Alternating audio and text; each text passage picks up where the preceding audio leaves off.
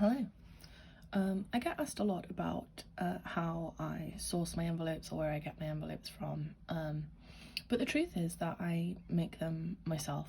And I used to print off a template online and trace it through onto watercolor paper and cut it out and do all of it myself.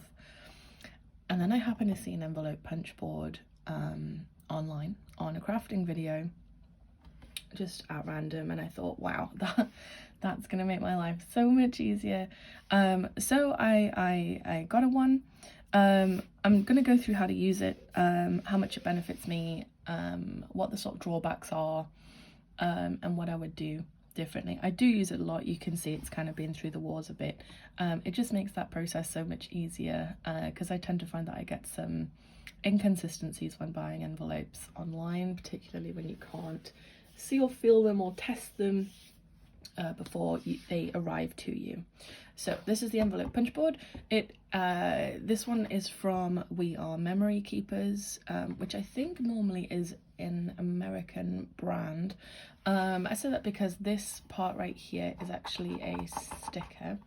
Underneath this is exactly the same 3 tables, but all of the measurements are in inches rather than centimeters. So I'll show you this really quickly. There we go.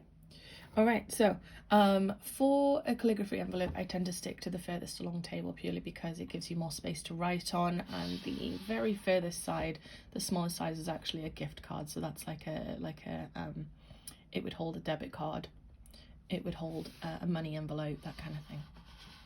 So I tend to stick to over here. And you can see it gives you 3 columns.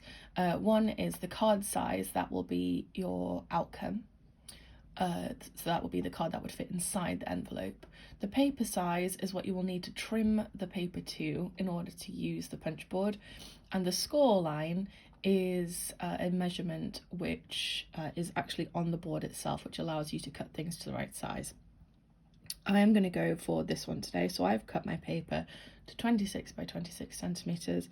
I'm looking at score line 10.2, and that's going to give me a card size of 12.7 by 20.3. So that means it is not a square envelope, but it will be a longer and shorter envelope. All right, so if I move this right here, you can see the tops of these are, if I just zoom out a little bit, there we go.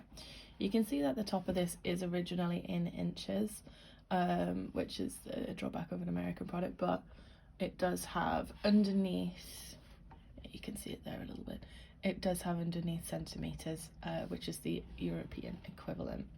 So I'm going to find my line 10.2. I'll zoom out and show you because we've gone through the numbers. So I'm going to line up the edge of my paper right along the top, and I'm going to move it over to 10.2. There's my 10, there's my 10.2. So the edge of my paper, if I show you really quickly here, the edge of my paper is at 10.2, right there. Okay. So from this point, what I need to do is I need to do 2 steps, which we will repeat for every corner, and that is we need to punch and score. So the punch is super simple. The punch is just this very large depressible button on the top, and if I show you the back, you'll see it is a metal cutter which cuts a corner for you. There is also a plastic knife right here, which is used for scoring, and it's stored just on the right here, so it's easily removable. So if I zoom out and show you everything all at once, I'm going to take out my scoring knife. It is very, very blunt. It's sort of like a baby food knife. So there's no sharpness. It actually has a tiny ball on the tip, so there's no danger at all. It's all very, very smooth. Okay, I can zoom in a little bit so we can get a little bit more. There we go. All right, so again, I'm going to line up the edge of my paper to 10.2. 10.1, 10.2. And then I'm going to depress the button all the way through. That will cut a hole in the side of my paper, which will create an envelope corner. So if I tell you what, because I'm moving this around, I don't normally tape it down, but because I'm moving it around, I don't want that hole to get out of line. So I'll just use a little bit of tape right there. Okay, then the knife comes to the top, and you can see it's got, from the depressible button, it has a leading line this way, which I'll explain in a second, but it also has a parallel line coming this way, which you can't see with the paper on the top. But if I remove this, there we go, you'll see that it has a very, very large scoring line right here, so we should be able to feel our way through. Just slide that back under there. Brill.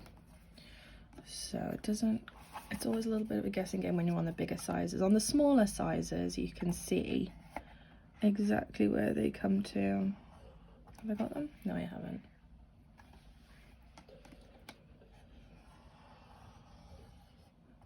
That's not it either. Where is it? Oh, there. There we go.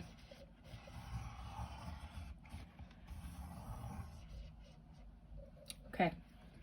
So I've scored my line, which will be my folding line, and I've punched it. I can remove this because I don't need to move that around anymore.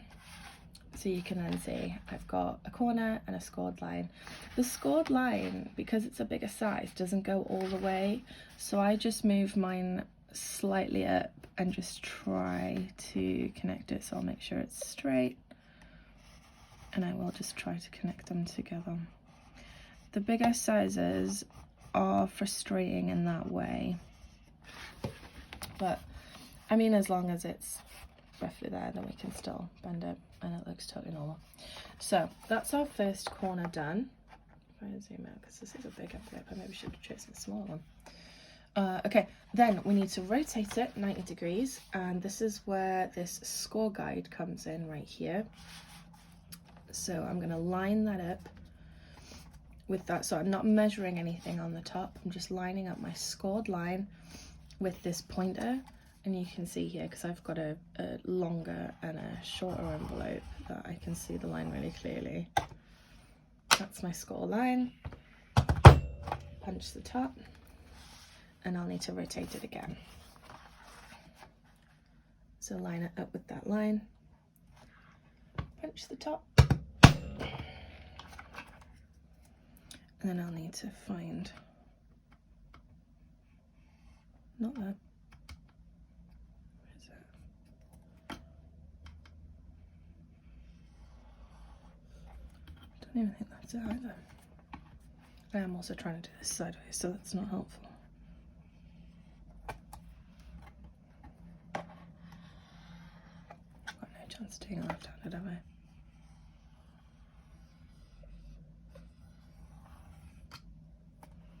Is that it? Yeah, that's it.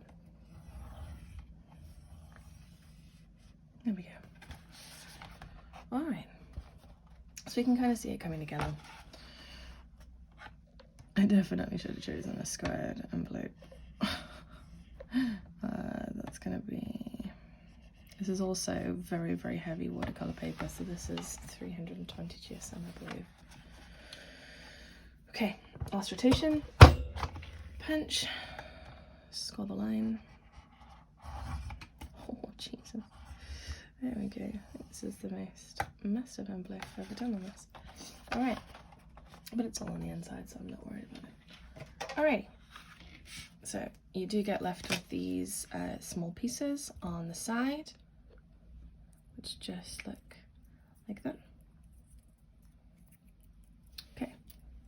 So we can put those to one side. We can fold all the bits of our envelope in. I guess we can see everything.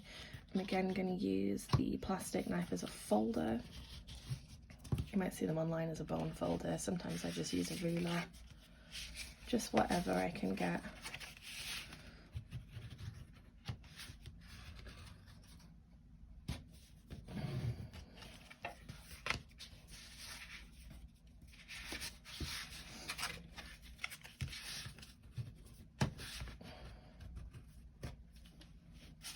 my envelope is then going to sit flat.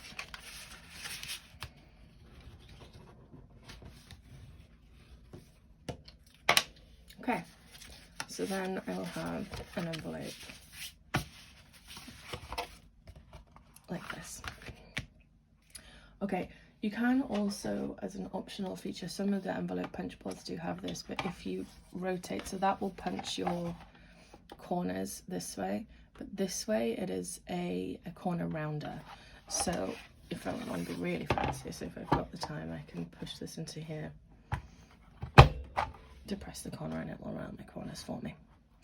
So that is how to use an envelope punch board. It does save me time. It is easier with smaller envelopes, I will say, but I would recommend it for people that are struggling to source envelopes. It has saved me a lot of headache. The positives about it, I think, are pretty clear. The difficulties is when you have thicker paper, like you saw, I was struggling to find the score line through the thicker paper. It also does require quite a bit of effort to depress the button all the way through when you've got thicker paper.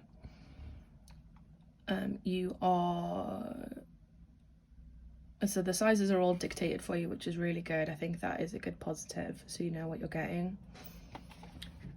The product obviously is well done. You know, it's not something that looks very obviously homemade. It looks uniform. All of my blunders are going to stay on the inside where they're not going to be able to be seen. And that is pretty much, just need to fold over that corner, but yeah, that's pretty much it.